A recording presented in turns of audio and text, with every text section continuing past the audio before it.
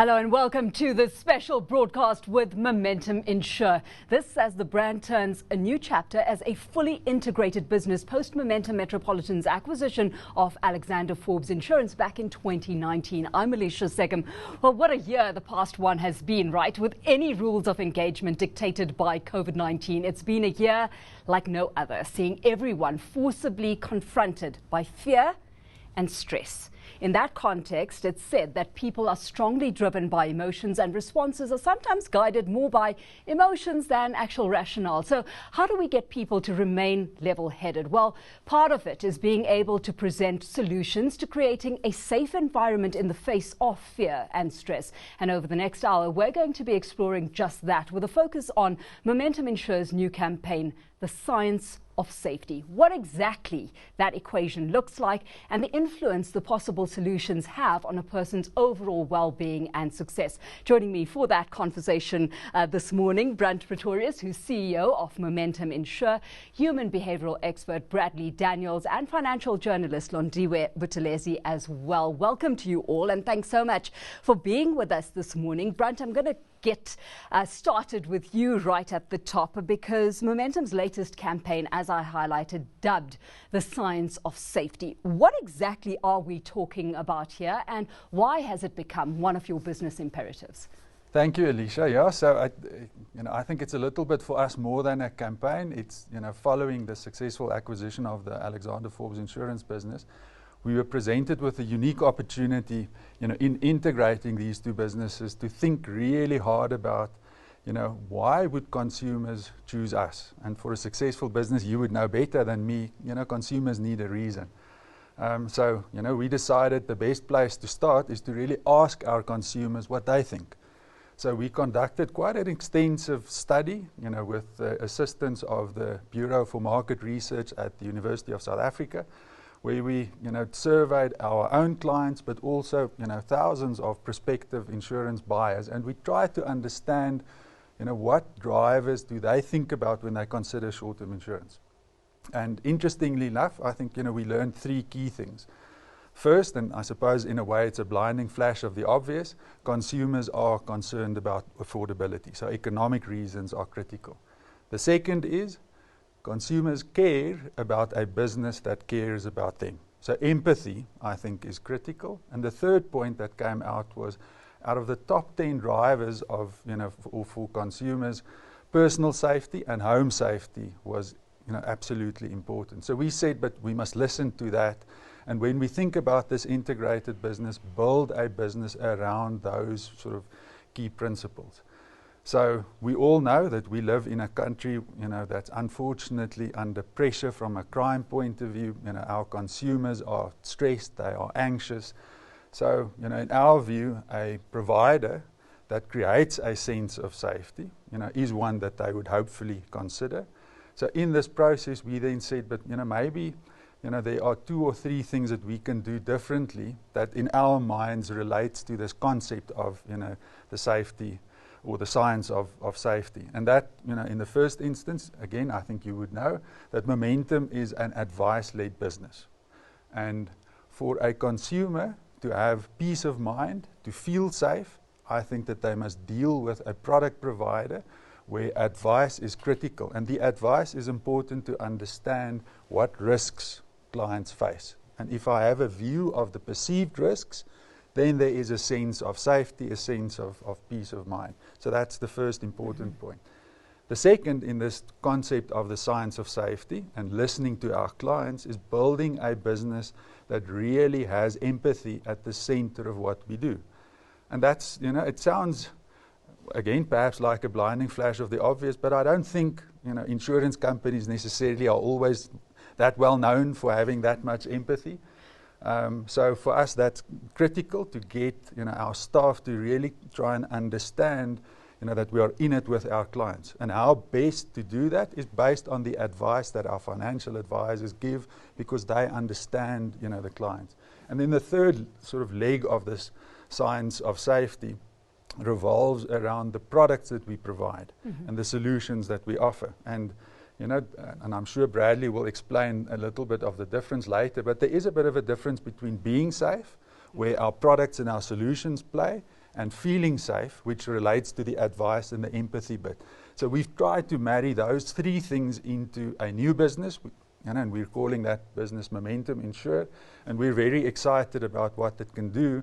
And ultimately, the end outcome for us, or the purpose, is to help our clients in a country that is challenged, in an environment that is severely under pressure, to have the peace of mind, safety then in a different way, to live their lives in the way that they want to.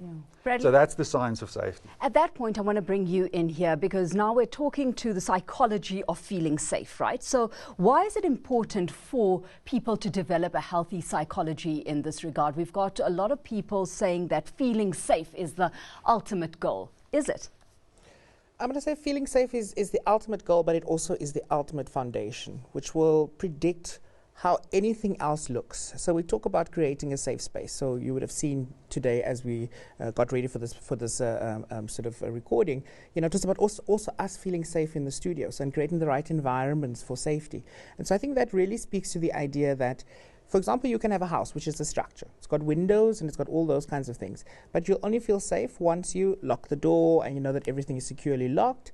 But then the additional thing around actually having the ultimate peace of mind, which will give you the psychological safety, is the idea that if anything should happen here, there is a plan put in place. And that's where I think the short-term insurance particularly comes in, because it gives us that added sense of safety, because life happens. Our geysers burst the minute we leave. Geysers and plumbing, they happen on weekends only, or on public holidays. Especially. So to know that you are covered if that happens, and that peace of mind is what brings about the ultimate safety, which then allows us to actualize and flourish as human beings. When we're feeling unsafe, we can't really flourish. Yeah. I'm going to bring you, Londiwe, into the conversation in just a bit. Before I do, Bradley, what this all points to is the kind of attachment we have to our possessions, right? So do we extrapolate from that and say we only enjoy our possessions once we have that feeling of security, whether that be, in terms of personal possession, financial possession, etc.? Absolutely. So as part of the human development, what usually happens is we start to learn to relate to the world. So this is my M. It's my M. You can't take it. Think about 2-year-old kids. That's what it's mine, right? But that, as we grow older and as we develop as human beings, that doesn't really go away. We still have this idea of mine, and we look after what is mine. So the idea there is, think about then, as adults, we often buy things which are very costly, very beautiful. I mean, I can take it to as basic as people who buy fine china, which they never use. It's always up on a shelf, right? They never use it. And they'll only take it out in extreme circumstances. Like if the Queen should perhaps come and visit, they'll take it out. And for me, that's a way in which we don't enjoy our possessions, because we're worried, what if it breaks? How am I going to take care of that? So it again proves the point that for us to fully enjoy our possessions, we need to have the sense of feeling safe, so that, I can take my fancy jewelry out to the beach because it matches my bikini or my costume, and I don't have to worry about it. So again, it points us back to the idea that when we are feeling safe, we can flourish and we really can live fulfilled lives. Londiwe, so let's explore at this point then the role insurance companies play in this regard. How can making financial decisions around things like insurance make people feel safe? I mean, you've had engagement, with consumers on the one hand, but the insurance companies themselves too. I think let's start with, when a consumer goes out there, you buying your first house, you're young, that's your biggest purchase in life. And it's that mama, I made it moment. It's that I want you to be proud of me moment. But you don't think insurance when you're going to buy your first car or your first house. It is an emotional purchase. It is adrenaline at certain points. But there's a reason why, if you're financing this purchase, your bank would require that you insure it. It is because of the security, because nothing is guaranteed in life. Anything can happen. So the security is not just for the bank, it's also for you as a consumer, because God forbid, if something happens to this prized possession of mine, which, for some people, it's probably the only real asset they've ever had, I don't want to be left with, a debt that I cannot repay the bank. So the insurance is there for that purpose. But I think for many consumers, until they've gone to a point where they've lost something, they've gone through that experience, insurance still doesn't register as a need. It registers just as the scratch purchase. Oh man, my bank needs me to have insurance. It's an additional cost. Yeah. But you only realize at a certain point that actually it is security, which is why, you know, when people have deals, they use this term insurance and security interchangeably, because to them it can mean the same thing. Like, I want security from you, whether it is a signed document or you give me something that belongs to you, that you will hold your end of the bargain. So when we talk about security and insurance, it is kind of the same thing when you really you think about it deeper than just, you know, it's money coming out of my pockets. It's a leak on my monthly purchase. And yet, Brand, as Londiwe has highlighted there, insurance still deemed very much a grudge purchase amongst consumers, right? A large extent, there's also a lot of mistrust around insurance products and what they actually deliver at the end of the day. So talk us through the idea of safety as this holistic concept that we've been discussing right now, and how that now crosses over to insurance. You're 100% right. So, you know, I think if one had to rank safety in the context of sort of Maslow's hierarchy of needs, it's a critical thing for people. But when you rank insurance, you know, in people's hierarchy, we don't rank, you know, that high. And it is a grudge purchase, as you say. So, for, you know, in our view, it is important to distinguish, you know, ourselves perhaps a little bit from the competition, and try and provide solutions that extend a little bit beyond what, you know, just the traditional short-term insurance products entail. And I do think that, you know, normal motor insurance or perhaps even home contents insurance, to a large extent, is a bit of a commodity. So there's very little to choose between, you know, the different product providers. So we said that, again, this idea of, you know, helping clients to feel safe is absolutely important. You know, if I can connect it to our bigger Momentum brand promise of success and being there for our clients on our journey to success, we firmly believe that, you know, this feeling of safety gives people the confidence to ultimately live their lives and then be successful. So we wanted to provide a you know, value proposition that is holistic, which speaks to different safety dimensions. Again, because consumers experience it in, you know, multiple different ways. So our value proposition is built around personal safety. So we've got a solution, for example, that is a mobile panic button, which gives a client on their app access to really thousands of armed response providers countrywide. We've got a telematics offering which helps our clients to drive safely, so safety on the road. And again, in South Africa, where we are confronted with such high accident rates, you know, it is something which can help. It makes a broader societal impact. Then safety at home, so deploying of, you know, technology to, you know, just check where the geysers are functioning optimally, managing your security, that speaks to that. And then ultimately, you know, in a way, your financial safety. And that financial safety is anchored in the knowing that my insurance company will be there. One, it has the financial means, but it will be there in mindset, so empathy, when, you know, something goes wrong. And unfortunately, you know, contrary to sort of popular belief that it will always happen to the other guy, it happens to all of us at some point in time. And then we want to be there. And that's really financial safety. Yeah. Bradley, do you see that being enough when it comes to convincing people of the kind of certainty that insurance you know, can bring, where the perception of it is slightly tainted? How does the industry start to win consumer buy-in more so? So I think Brand touched on a very nice point in terms of, if we think of Maslow's hierarchy of needs, you know, our basic needs is just to have air and have water and have food. And the next one is safety. And before you get to any of the others above, which the ultimate is the self-actualization, which is where we are able to flourish and live our full potential. But if that safety one is missing, we're never going to progress. So I think it's about time that, you know, as insurers, we start to understand human development and human needs holistically. And I think the consumer then also needs to be re-educated in terms of, because if you think about almost every insurance sales, you'll hear the other person saying, can you get it cheaper? Can you get it cheaper? Now, in fact, I'll skip the car rental and I'll rather take, you know, I'll take a bigger excess. because people think nothing and things may not happen. And when it does happen, people have that idea of, oh my goodness, I'm in trouble yet again. And then we sort of perpetuate this idea that insurance is a grudge purchase. And actually, insurance is something which extends our lives and livelihoods. Two important phrases, especially in the time of COVID-19, lives and livelihoods. So if you think about businesses being interrupted, business continuity insurance gives us that sense of safety and security at this time.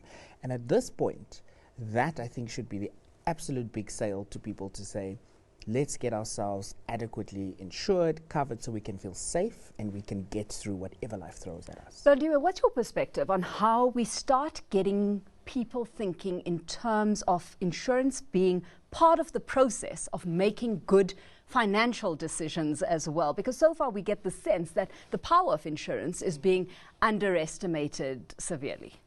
I think it just goes to the point that Bradley made, that consumers need to be re-educated about insurance. Because believe me, a bad incident can set you back a couple of years financially if you don't have insurance. I mean, if you have to pay for a car that you no longer own because it was written off, then you're not going to be buying a new car anytime soon. But I think where things, start to go sideways is when you have consumers, like you say, Bradley, they're taking 11 grand's worth of excess to avoid just paying 150 rands more per month. And then I come to the claim stage. I need to claim. In some instances, they were not even aware that the excess was that high. And this is where, advice comes to play. And you said, Brent, that you believe in being an advice-led business, because what I've found with friends and with consumers that complain is it was there somewhere in written documents, the ones where you take out your insurance through the phone and then someone reads the terms and conditions to you in 20 minutes and it's done. But, it's just someone reading to you, and then you have to go through all these documents on your own. Whereas if you had someone who had explained to you that, you're saving 150 rands more a month, that you're not paying in your insurance, but are you really going to have this 11,000 rand when you claim? Many people probably won't have that. So it's that education part, which I think should be the responsibility of the insurer. Because as much as you're trying to make a quick sale, and, advisors have targets, the telesales people and the call center have targets, and they want to get as many policies sold a day.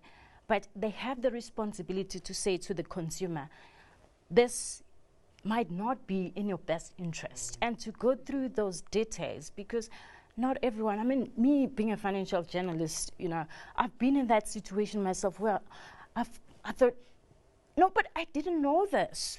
So imagine, just Absolutely. A normal consumer. Absolutely. Brand, this is the market that you're targeting, right? This is the kind of mindset that you've got to start shifting as well. And with that, Momentum Insure, as we highlighted, acquired Alexander Forbes Insurance Arm. Talk us through the rationale and the kind of opportunity now that brings into your stable.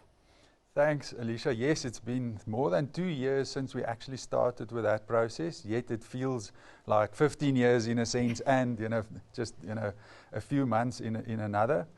To have been in a position to integrate two businesses during the time of a global pandemic has presented really a very unique business and leadership challenge. So personally for me, that's been a privilege to have been part of it. But our main reasoning initially to acquire the old Alexander Forbes business was really driven by sort of three key drivers. So the first is Momentum's original short-term insurance business. Momentum Short-Term Insurance was I would say a solid business. I'm subjective because I was responsible for that business, but underrepresented in terms of size and scale business. Yeah. So we had a scale challenge. So that was a critical reason for us to acquire this business, because we saw the Alexander Forbes insurance business as a complementary business. So to use a sort of perhaps a truck and load analogy, we had a good truck but not enough load, and we believed that we could integrate the Alexander Forbes business, so add a lot of load without necessarily having to modify the truck. So that was the first important reason. The second is when we looked at strategic capabilities that we believe are critical, for a short-term insurance business moving forward, the Alexander Forbes insurance business certainly, had some of those capabilities, so complementary to what existed in the Momentum business.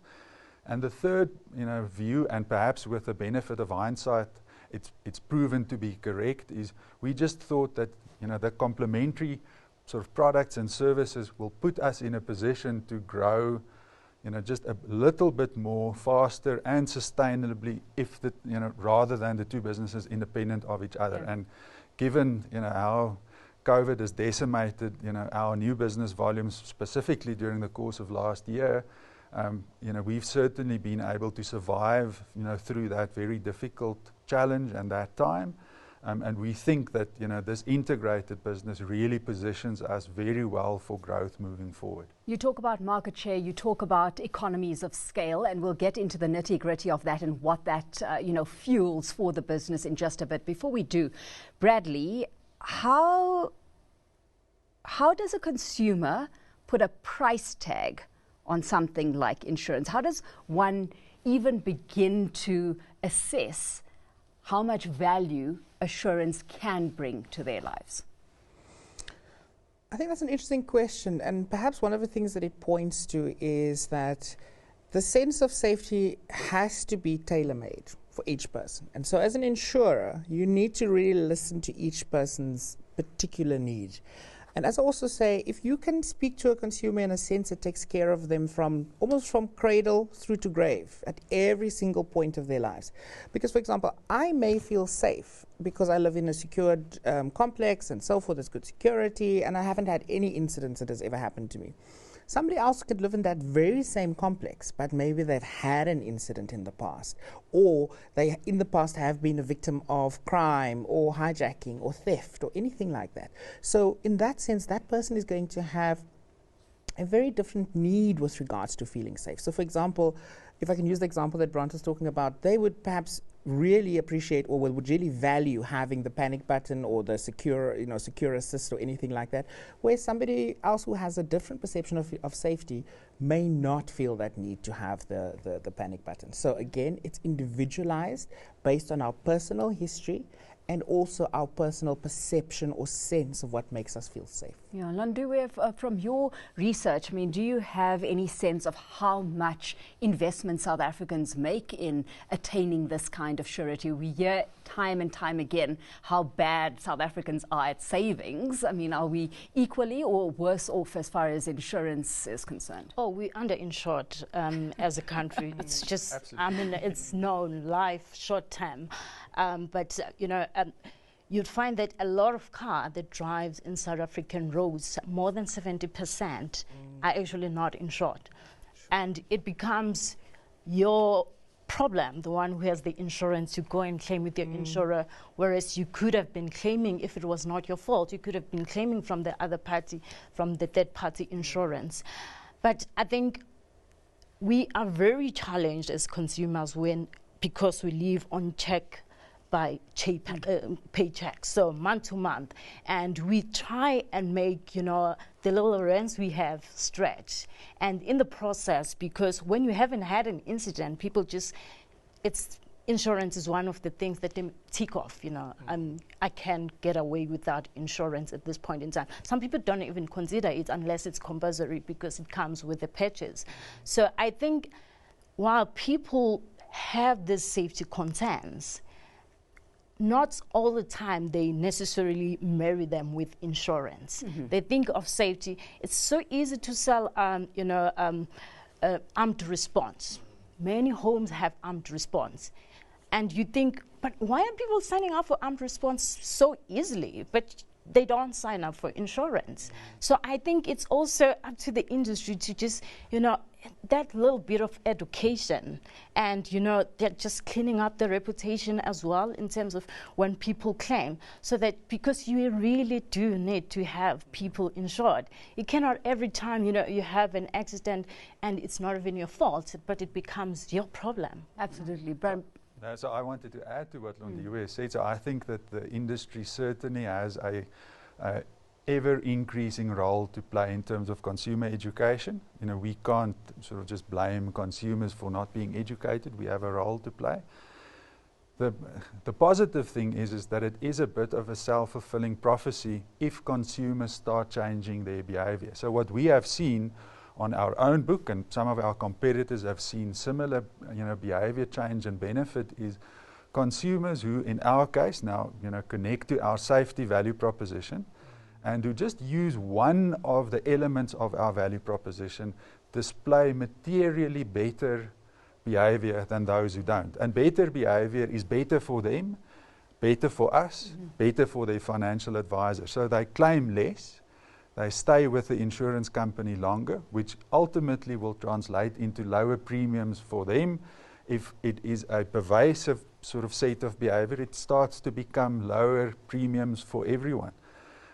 So, having insurance, Londiwe mentioned right at the beginning, very few of our consumers have the means, if a car is written off or a house burns down, to foot the bill for that entire thing on their own. Unfortunately, our society just isn't in such a position. But if you can display the right behavior, you can be, in a way, the master of your own destiny. And in our view, the more we can inspire our consumers to act differently, to behave differently, to be safe, we can translate that benefit to them. So in our case, we've got a bit of a bonus that our clients can earn by just engaging, behaving differently, driving a little bit better. So there is sort of commercial method. I just want to interrupt you there. That's what the consumer can do, right? But you also spoke to the benefit of acquiring a business, how it, yes, brings market share into your stable, but it also brings with it a certain amount of cost efficiency, right? So from your side of the equation, how quickly does that cost efficiency translate down to the consumer, if at all? It ultimately must benefit the consumer. The sort of cost base of the business equates to about a third of the factors which determine profitability. So if an insurance company has a lower cost base, absolutely it can translate that into benefit for consumers. Many of our competitors, the sort of new, more sort of insurtech businesses make that claim that because they don't have legacy systems, it must be cheaper. In our case, I think the hypothesis holds true. What has been beneficial, in our environment is that when, business volumes are under pressure and you have scale, your ability to weather the storm is just, severely better than a small business, where the same thing happens. So we've certainly seen benefit, and over time we really hope that it will put us in a position to be even more price competitive. To listen to that first point, our consumers told us that affordability still matters. Because that's the reality, right, Bradley? The value proposition has got to be a strong one. It's got to make sense to the consumer at the end of the day. And I think I wanted to kind of sort of jump in when Londiwe was explaining about how consumers often, they try to skimp on insurance. And I think with insurance, whether it's health insurance or it's short-term insurance, always never under-insure. Always rather over-insure than you're completely safe. But putting the 2 points that Londiwe and Brant made, something came to mind to me which says, sell safety, not fear. Because if I think about all of those security companies, they often sell on fear. You'll get a call that will say, in your neighborhood, this is the statistics, this is what it looks like. You should join us because we do that and this and this and that. And I think there, the proposition that's being sold is, you're so scared, we're going to take care of your fear. Whereas what we want to say is, are you safe? We want to ensure that you are safe, and everything we do is around enhancing your safety. And that's the idea I just had now around, that's how the insurer and the consumer need to meet each other. It's about pulling you out of your fear into, let's go to safety. How can we extend your safety? And I was also just thinking, particularly with COVID-19 now, things have changed. Safety has become a lot more of a concern for people than it ever was. I think in South Africa in particular, we often were just afraid of crime. Now we're afraid of an invisible enemy. And we now certainly have to think about safety all the time. And so this is also the ideal teachable moment to bring consumers into a sense of safety. How do we bring about safety behavior so that we feel safe? And if we have a safer society, we will also have a more productive and a more and just a more flourishing society. And that, for me, as a psychologist, that is the absolute goal. Is if we can make the society better, then everyone is winning. Yeah, we can't hide from the fact, though, that this is a complex beast, right? Because we make it sound so easy that you can't have a one-size-all-fits approach to everyone. But it's a challenge getting into, personal preferences, personal needs, personal desires at the end of the day. So let's get into that, the challenge that is posed for insurance companies and how that's perhaps stood as one of the hurdles that need to be cleared right at the top. Londiwe. I think the challenge starts with the fact that we don't have the same pockets. Some have got a bit deeper pockets, and because of that, they don't have to think whether to make a choice between buying an additional loaf of bread or reducing their insurance excess. So it starts there as the cost first. But at the same time, I feel that, you may focus too much on the cost that, it kind of almost defeats the purpose of insurance, because you're focusing on lowering this premium, monthly premium, to a point where when you need the insurance, it's not really going to be there for you, because you're not going to hold your end of the bargain of paying the excess that you are required to. So I think it calls for insurers, to kind of look at, we've got this market segment that we really want to cover, but we're not really able to cover right now. And unfortunately, that's the most vulnerable segment of the market. Yeah.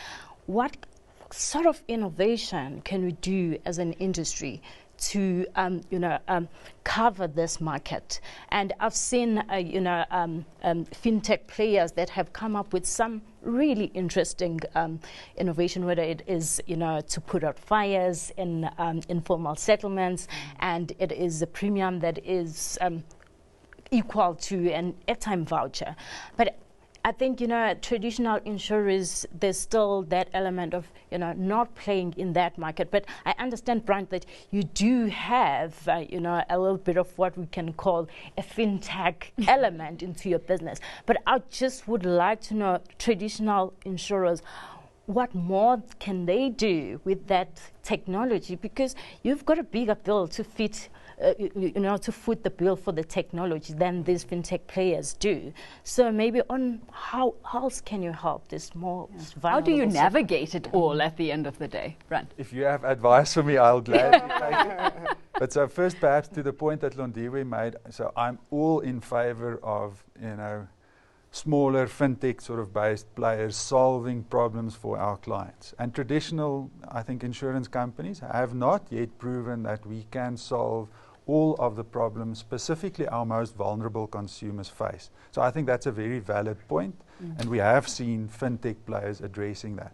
And I think that's a wonderful example for the larger businesses to try and follow. I don't think being a big business, necessarily excludes being nimble and using technology in an efficient way. I don't think that often, the more digitized businesses would say, but it's a legacy business, they're too slow, they've got all of this sort of legacy processes and systems. Yes, it is true, but it is not an absolute truth. So, I think there are many examples of large insurance companies, of which, we are one, who's used technology, cleverly to, solve a particular problem, either of the business or of the consumer. And in our case, we're trying to, to think about it in that way. Having digital isn't necessarily the strategy. Having digital enable your business strategy is where I think the solution lies. Yeah. Bradley, it's a very fine line to walk, right? Because on the one hand, we're talking about being an empathetic business, one that engages with its clients. On the other, we're talking about becoming more digital, and you've got to straddle the two very carefully. So you straddle the two, I believe, and so Brent was saying he's open to some advice, so I'm going to take a shot here. So we're an advice-led business, Bradley, so advice doesn't only come from me. So the first thing I'm going to say is simplicity. Yeah. That's the number one thing, simplicity. So for example, when you get that call and the agent is kind of reading you the whole agreement, which they have to do, But can we shorten those agreements so that it's got all the material legal facts that are necessary for the cover, including material fact is, I can reduce the premium by 150, but your excess will be 11,000. Do you think that's something that you'd be able to afford, or should we rather do the 150 so that, so that you fundamentally can have the adequate cover? But number one, I think what needs to happen is a needs analysis within your own business. The people that sell these products, they themselves have cars, they themselves have homes. I would like to know, as a consumer now, I'd like to know that they have gotten a quote from their own business and they have decided to go with Momentum Short-Term Insure because it's the best cover to cover my life. That's the first thing. The second thing is the employees of this brand, the employer brand needs to speak to their employees that you really are safe by being part of this team. And in that way, they can walk the talk and really sell that safety. So the third one for me is, if I had to really put it quite simply, what is necessary around tailor-making a product which really extends the value proposition of safety, the science of safety and the science of safety for your success. It's quite simple, actually. Simplicity, integrity, sustainability. Yeah. Just those three. Bradley, Brent, from the flurry of short-term insurance products you've already held in your portfolio, I mean, how much simpler have things gotten as you've progressed over the past 2 years? It's actually become a little bit more complex because we've added, one or two additional products, but it has become simpler because those products are aimed at very specific market segments. So in the context of business complexity, for us, it's increased, but for consumers, it's become more simpler because I think that because of the way that we've structured our products, they can see themselves, in one of the solutions that we provide. And I think, to Bradley's point, that is key for any insurance company. If you, in the last week or two, we've had some consumer satisfaction results published in our industry. You can see what consumers are concerned about. Perhaps a month or so ago, our ombudsman published their results, also linking it to complaints. And this idea of simplicity, this idea of consumers not knowing what they are covered for, is critical for all of us. So we've tried to simplify it. We go through sort of regular processes based on complaints to address areas where we can see there's a lack of understanding.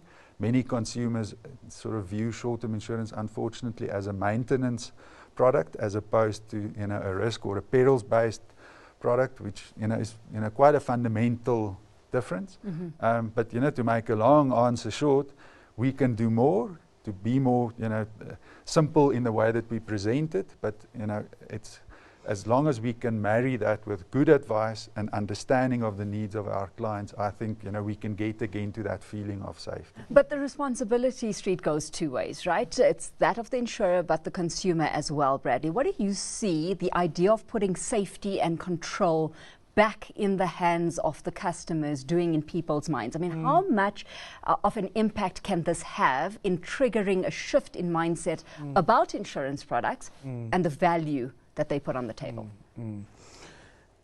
As Brant was talking, I thought of this phrase: short-term insurance is a critical life product. Right? So not to assure it, not to confuse it with life cover. It's a critical life product because actually that's the change we need to make in people's minds, that it's not a grudge purchase, actually. It's critical for the success and the fullness of your life to have the adequate cover. So in that sense, the consumers, and this is why I think the brand and what the brand offers and the product it offers, people need to start talking about this and say, wow, I had my tire burst the other day. I was coming back from holiday. It was all covered. I didn't ruin my holiday glow or anything. I got picked up, and that was and that was a real example for me. That's what that happened. So, so we must start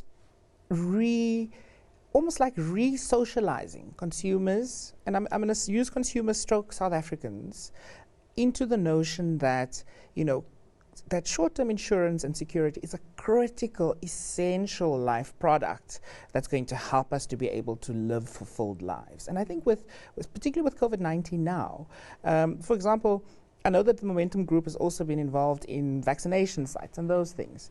That is an absolute, in the moment right now, in vivo. That is a way in which we are. We can see and we can say that in that way, I think Momentum and any other business that gets involved in making vaccinations possible they are showing that they're walking the talk towards making safety a crucial and critical part of life success. Yeah, there's so many elements that that have just erupted here and that we've got to unpack. But Londiwe, how does it make sense financially to give control to the client?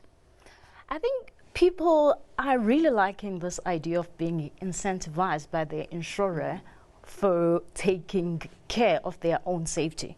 So I know that maybe my insurance is this much, but if I drive better, I'm getting this rebate, which reduces my insurance premium. So it kind of feels like by having that power, I have the power in me to reduce, because at the end of the day, to consumers, it comes down to price. Yes, there is the safety element, but then now you're mirroring the price, you're mirroring the safety. They know that instinctively they're saved by having, this alarm on at home. So it's not just about the price, but I know I actually did put the alarm on when I left home. So there's that peace of mind.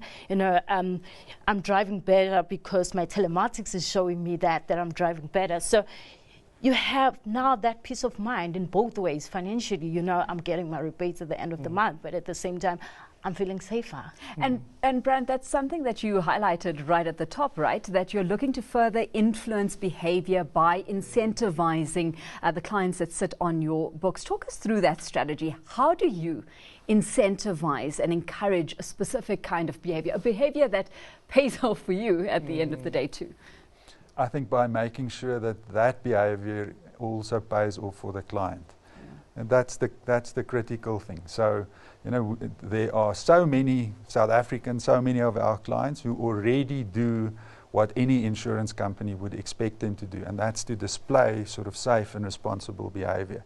But there are others, who are perhaps a little bit more marginal in their behavior, and we hope that by creating opportunities to positively influence them, by pointing out what you can or should be doing, would help them to display better behavior. And if they do so, we are more than happy to share, some of that benefit again, with them, to put the control in their hands. And I think last year during COVID, the short-term insurance industry, perhaps, it was a tale of two halves with, some bad industry reputational issues. But also I think our industry did wonderful work by giving literally billions of rands back to our consumers by way of reduced premiums, support for small and medium-sized enterprises, assistance for our financial advisors, all of these things as a result of an understanding of the situation our consumers find themselves in, but also because there was a behavior change.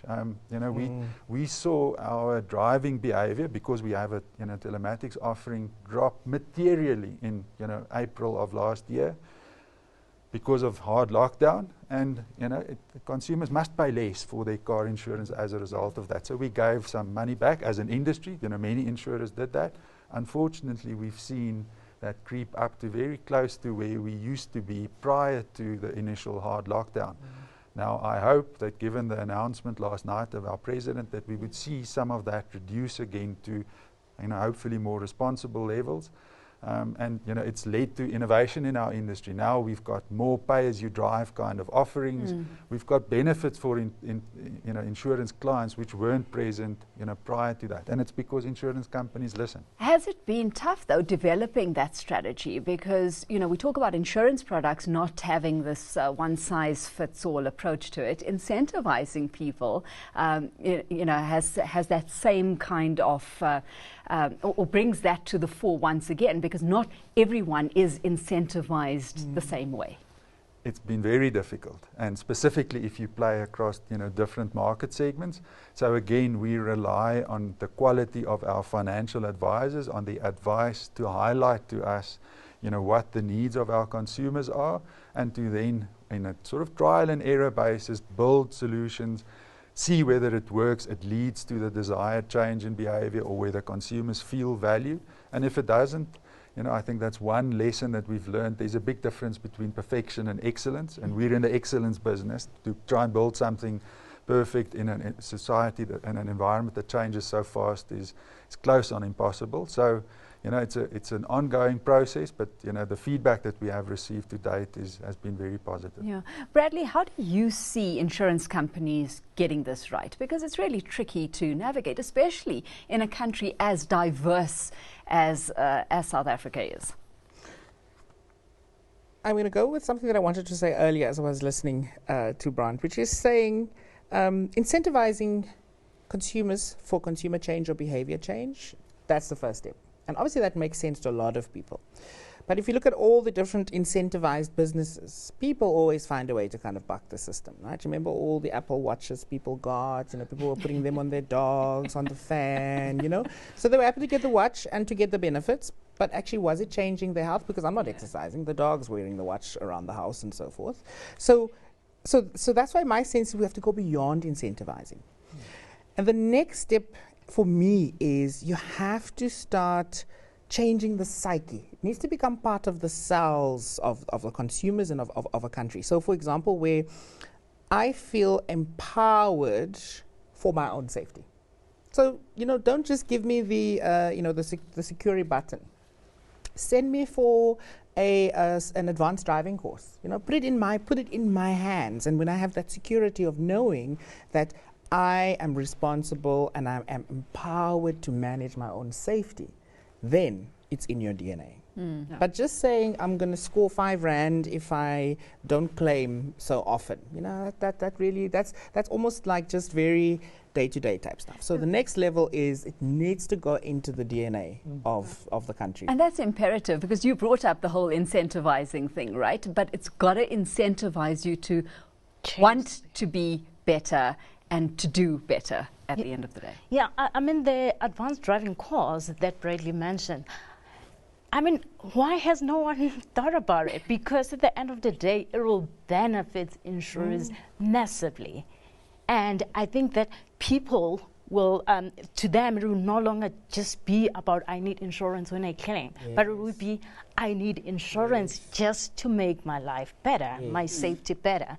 So it should be going beyond just insuring me once I've had a bad incident. It should be fueling your life skills at the end of the day, right? It should be with me throughout. That all being said, it's not static either, Bradley. So this is important. What do we have to be cognizant of when it comes to the needs of clients and how they shift and alter the requisite solutions that we are putting on the table as that life cycle progresses?